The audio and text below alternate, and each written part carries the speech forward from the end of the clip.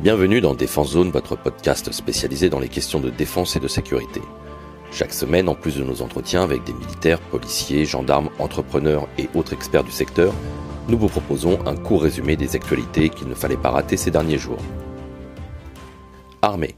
Depuis le 10 mars et pour un mois, la Norvège est le théâtre de l'exercice multinational de l'OTAN Cold Response 2022. Malgré le conflit ukrainien et la mobilisation des forces occidentales pour sécuriser et renforcer les pays membres les plus proches du conflit, l'OTAN a maintenu cette manœuvre prévue de longue date. Sur le terrain, ce ne sont pas moins de 30 000 hommes qui sont déployés. La facture initiale était de 40 000, mais crise oblige, les chiffres ont été revus à la baisse, venant de 27 nations des pays membres du traité de l'Atlantique Nord, auxquels viennent s'ajouter la Finlande et la Norvège. Cold Response couvre toutes les composantes militaires avec une première phase en mer composée de 2 groupes aéronavals, un britannique et un américain, soit près de 32 bâtiments de 10 nations pour un total de 10 000 hommes. 8 000 aviateurs prendront ensuite le relais pour le deuxième temps de la manœuvre qui doit se conclure par une opération amphibie et des combats au sol avec près de 15 000 hommes déployés. Cette année, la France aligne 8 500 hommes, dont l'état-major du corps de réaction rapide France, le CRRFR de Lille. Le porte-hélicoptère amphibie Dixmude, quant à lui, emmène à son bord un groupement tactique embarqué, le GTE, composé de soldats du 1er RIMA, du 126e RI, du 11e RAMA et du 6e RG. L'armée de l'air et de l'espace aura une partie de la maîtrise de l'espace aérien depuis le Mont Verdun de Lyon, complétée par un AWACS déployé sur la Norvège. En avance de phase, le 2e RD, unique unité NRBC des armées, est déjà sur place pour l'exercice précurseur de Cold Response, Brilliant Jump, qui vient de conclure la montée en puissance du régiment, qui est pour toute l'année 2022 à la tête de la Task Force NRBC de la NATO Response Force.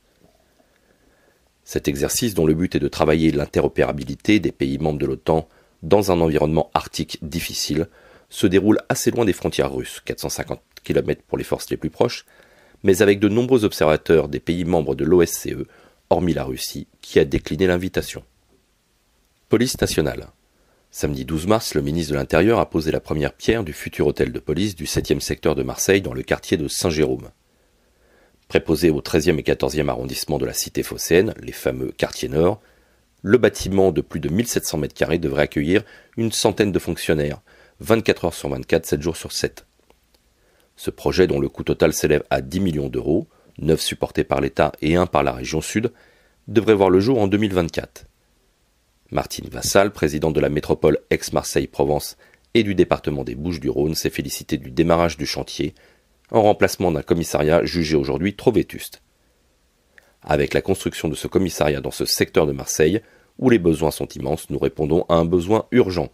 C'est une très grande satisfaction de voir naître ce projet que nous avons très longuement mûri. Fin de citation. Gendarmerie nationale. Après celui de la police, c'est au tour des gendarmes de bénéficier d'un nouveau protocole de mesure sur les grilles indiciaires et les parcours de carrière. Qualifié d'historique par le ministre de l'Intérieur, le projet, assorti d'une enveloppe de 700 millions d'euros, a été signé par le directeur de la gendarmerie nationale le mercredi 9 mars. Parmi les mesures, on notera une rénovation du parcours de carrière des sous-officiers, une augmentation brute mensuelle de 80 € pour les gendarmes adjoints volontaires, l'augmentation de 200 € de la prime d'OPJ et la création d'une prime de voie publique. Le protocole doit aussi porter sur des mesures d'accompagnement, notamment à destination des blessés et de leurs familles, l'augmentation du réseau des psychologues cliniciens, les aides pour la garde d'enfants et l'amélioration des logements ainsi que le renforcement de la protection sociale. Mali. Joe Biden, le président américain, vient d'annoncer l'envoi dès le 21 mars d'une délégation américaine à Bamako pour aborder avec la junte militaire le problème de la présence des forces de Wagner sur le territoire malien. Si tous les regards se portent aujourd'hui sur le conflit ukrainien, les États-Unis semblent profiter de cette occasion pour tenter de briser toute tentative d'alliance entre la Russie et les États africains. Cette délégation, emmenée par Michel Saïson, secrétaire d'État chargé des affaires internationales, aura surtout pour but, dans un premier temps, de dissuader les militaires maliens de continuer leur partenariat avec la société de sécurité russe Wagner. Pour rappel, c'est entre autres cette nouvelle alliance qui avait accéléré le processus de désengagement de la force Barkhane au Mali. Industrie. Il y a 2 ans, la marine espagnole, par le biais de son chef d'état-major, l'amiral Teodoro López Calderón, avait fait part de sa volonté d'acquérir des hélicoptères américains Sikorsky MH-60 Romeo, en remplacement des SH-60 Hawk, arrivés bientôt en fin de vie opérationnelle. La Defense Security Cooperation Agency, la DSCA, chargée des exportations d'équipements militaires américains, a donné son accord il y a quelques jours pour la vente de 8 appareils pour un montant de 864 millions d'euros environ.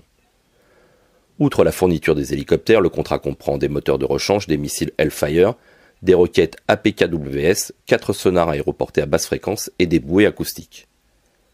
Le choix des MH60 s'est fait au détriment de l'hélicoptère européen NH90, qui, dans sa version spécifique de lutte anti-sous-marine, ne sera pas disponible avant 2035.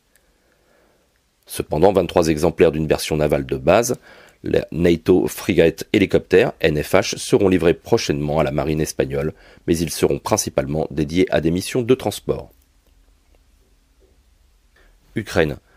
Pour suivre l'évolution du conflit entre la Russie et l'Ukraine, vous pouvez accéder directement à notre article régulièrement mis à jour en suivant le lien qui sera en description de cet épisode. Voilà pour l'essentiel de l'actualité cette semaine. Pour en savoir davantage sur cet univers et pour découvrir tous nos articles et reportages, rendez-vous sur notre site internet défense-zone.com. Pour plus de brefs, d'articles de fond et de photos, nous éditons également tous les 3 mois un magazine papier que vous pouvez recevoir en étant abonné à notre espace premium. Il vous permettra d'avoir aussi accès à de nombreux contenus exclusifs sur nos différents supports. Vous trouverez tous les liens nécessaires dans la description de cet épisode. En attendant, nous vous souhaitons une bonne journée et nous vous donnons rendez-vous la semaine prochaine pour un nouveau résumé de l'actualité des forces de défense et de sécurité.